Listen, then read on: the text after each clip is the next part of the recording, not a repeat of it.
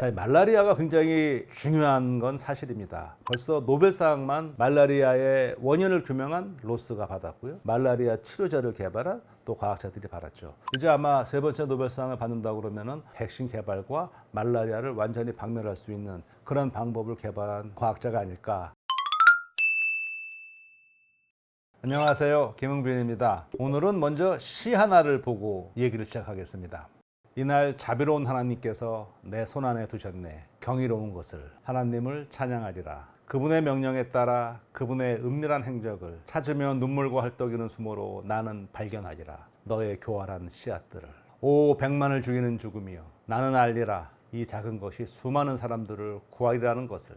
오 죽음아, 내 독침은 어디에 있느냐. 승리여, 오 무덤아.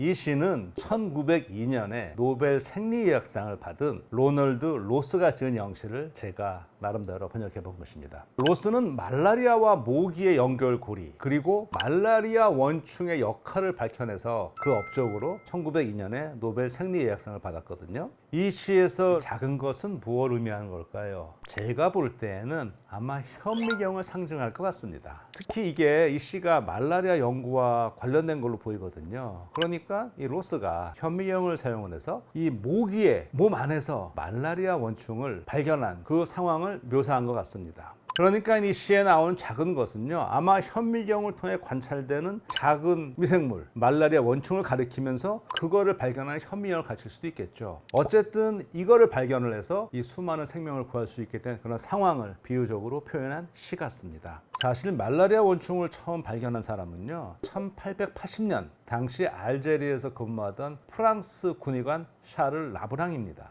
그는 말라리아에 걸린 군인들의 피에서 아주 특이하게 생긴 세포를 관찰했어요. 이 적혈구 안에 초승달 모양으로 이 검은색 무슨 작은 이 소체라고 부르는데 작은 뭔가가 보였던 거예요. 그런데 그 작은 구조물이 이 관찰하다 보면 부풀어 오르다가 터지면서 10개가 넘는 작은 조각으로 나뉘는 거예요. 그래서 밖으로 확 나오는 거예요. 얘네들은 이게 편모가 있어가지고 또 빠르게 움직였어요. 이거는 세균도 곰팡이도 아닌 원생 동물이라는 미생물의 일종입니다. 이런 발견이 있었지만요, 이 말라리아 원충의 정체는 제대로 밝혀지지 못했어요. 그 가장 큰 이유 중에 하나는 얘네의 생활사가 굉장히 복잡하거든요. 20년이 넘게 지나서 영국 의사 로스가 인도의 의료봉사원으로 활동하다가 드디어 그 정체를 밝혀내게 됩니다. 이 로스는 말라리아 원충이 모기의 위에서 유성생식을 한 후, 즉 거기서 암수가 짝짓기를 한 다음에 모기 침샘으로 옮겨가고, 그리고 모기가 피를 빨 때 사람을 포함해서 동물의 피로 들어간다는 사실을 밝혀냈습니다. 로스가 직접 이 그린 그림을 보면은요, 저희 날짜가 1897년 8월 20일 날로 적혀 있습니다. 여기 보면은 모기의 식도가 보이고요, 그 안에 위가 있고, 다음에 저기에 난소도 있고 뭐 꼬리도 있고 이렇게 그려놨고, 저거를 지금 1mm 렌즈로 봤다는 그런 기록이 있습니다. 그러니까 현미경으로 봤다는 얘기겠죠. 자, 이렇게 해서 로스가 모기가 말라리아를 옮긴다는 사실을 밝혀낸 거죠. 쉽게 말해서 모기가 바로 보이지 않는 살인자였던 것이었습니다. 이 말라리아가 사람을 물면 이 말라리아 원충의 그 작은 포자 소체가 혈액으로 들어옵니다. 그 다음에 이것이 간으로 이동을 해요. 그리고 간에 가서는 이 포자 소체가 수많은 말라리아 원충으로 증식해 버립니다. 이 간에서 이 말라리아 원충이 증식하는 과정은 보통 5일에서 한 10일 정도 걸리고요. 이 증식이 끝나고 나면 이 말라리아 원충은 간세포를 파괴하고 적혈구 안으로 들어갑니다. 적혈구로 들어간 기생충은 점점 커지면서 영양차라는 형태로 자라나거든요. 시간이 지나면서요, 이 말라리아 원충은 분열 소체라는 작은 구조로 다시 또 나뉘어요. 그리고 이 과정에서 적혈구가 터지면서 몸에 열이 나고 오한 같은 증상을 일으킵니다. 이 주기가 말라리아 원충 종류에 따라서 48시간 또는 72시간마다, 즉 이틀이나 3일마다 반복되기 때문에 이 말라리아 환자는 주기적으로 열이 나는 증상을 겪게 됩니다. 그래서 왜 3일열이니 그런 말을 하게 되는 것이죠. 이 적혈구에서 성장한 말라리아 원충 일부는 암수, 생식, 모세포로 변해요. 그런 다음에 모기가 다시 말라리아 환자의 피를 빨 때 다시 모기 몸 안으로 들어가는 거예요.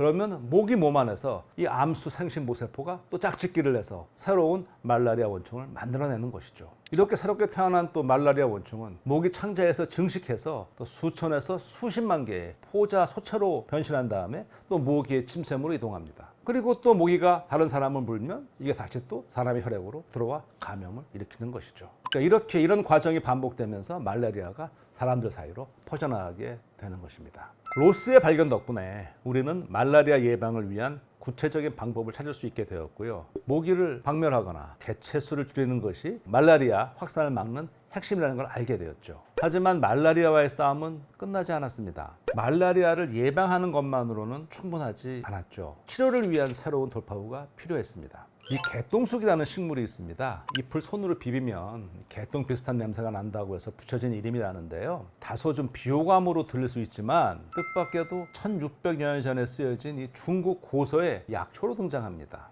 고대 중국 동진이라는 나라에 가롱이라는 사람이 4세기 즈음에 펴낸 주후 비급방에서 청호, 그러니까 개똥쑥이 열을 내려 학질은 말라리아의 우리말이죠. 학질에 효과가 있다고 기록을 해놨어요. 이 가롱은 개똥쑥을 찬물에 넣고 갈아서 마시라고 했는데요. 이게 정말 탁월한 복용법 처방이었습니다. 이 개똥쑥에서 말라리아 치료 효과를 내는 이 활성 성분이 아르테미닛이라는 화합물인데요. 이게 열에 약해요. 만약에 이거를 탕약으로 달아 먹었다면 파괴될 거거든요. 1972년 중국의 투유유 교수는요, 고대 의학 책에서 아이디어를 얻었어요. 낮은 온도에서 아르테미신을 온전하게 추출할 수 있는 방법을 개발했습니다. 이 공로로 투유유는 미국의 윌리엄 캠벨 그리고 일본의 오모라 사토시 교수와 함께 2015년 노벨 생리의학상을 받았습니다. 개똥쑥의 학명이 아르테미시아 아니화거든요. 근데 이 아르테미시아는요, 그리스 신화에 나오는 여신 아르테미스에서 유래했어요. 아르테미스는 사냥과 자연, 출산의 여신인데요. 치유와 약초와도 관련이 있습니다. 따라서 아르테미시아라는 이름은요, 그 치유 효과라는 뜻이 들어있죠. 근데 문제는 이 개똥쑥에 아르테미신 함량이 너무 적어요. 약 1kg당 1g밖에 없는 거예요. 그러니까 치료 예술을 만들려면 이게 너무 어려운 거죠. 21세기로 들어서면서 생명화학 기술, 특히 합성 생물학이 해결사로 등장했습니다. 아르테미신 합성 과정에 관여하는 유전자를 파악한 다음에 이들을 서로 조합을 하는 거예요. 그래서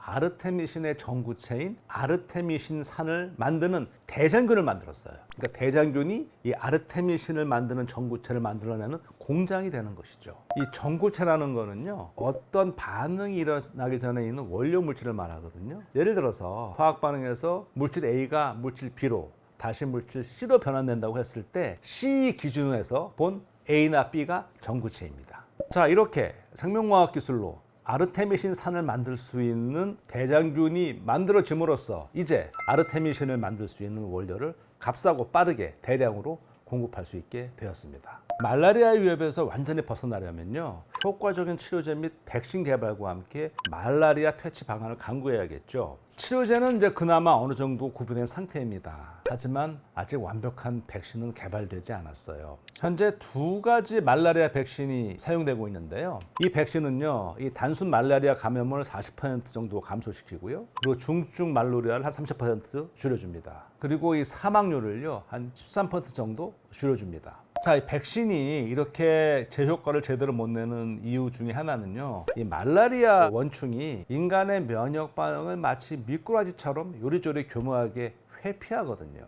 그리고 이 우리 몸에 들어와서 적응해서 쉽게 변할 수 있는 유전자를 굉장히 많이 갖고 있어요. 무려 한 7,000개 넘게 갖고 있다고 합니다. 이와 같은 말라리아 원충의 특성이 이 백신 개발의 큰 걸림돌입니다. 실제로 말라리아 한번 걸렸다 회복한 사람도요, 완벽한 면역을 얻지 못하거든요. 모기 물림 방지와 이 말라리아 퇴치를 위해서 현재 가장 믿을 만한 방법은 살충제와 방충망을 사용하는 것이죠. 말라리아 만연 지역의 모기 가운데 1에서 한 5%가 이 말라리아 원충에 감염되어 있다고 합니다. 이런 사실을 고려하면 이 개인 차원의 예방 노력이 이 말라리아 통제에 굉장히 중요합니다. 그리고요, 개인적인 노력에 더해서 이 말라리아를 옮기는 모기 퇴치를 위한 아주 그 새로운 방법들은 얼마 전에 출연하셨던 고관수 교수님께서 자세히 말씀해 주셨었죠. 자, 이 말라리아가 굉장히 중요한 건 사실입니다. 벌써 노벨상만 말라리아의 원인을 규명한 로스가 받았고요. 그다음에 말라리아 치료제를 개발한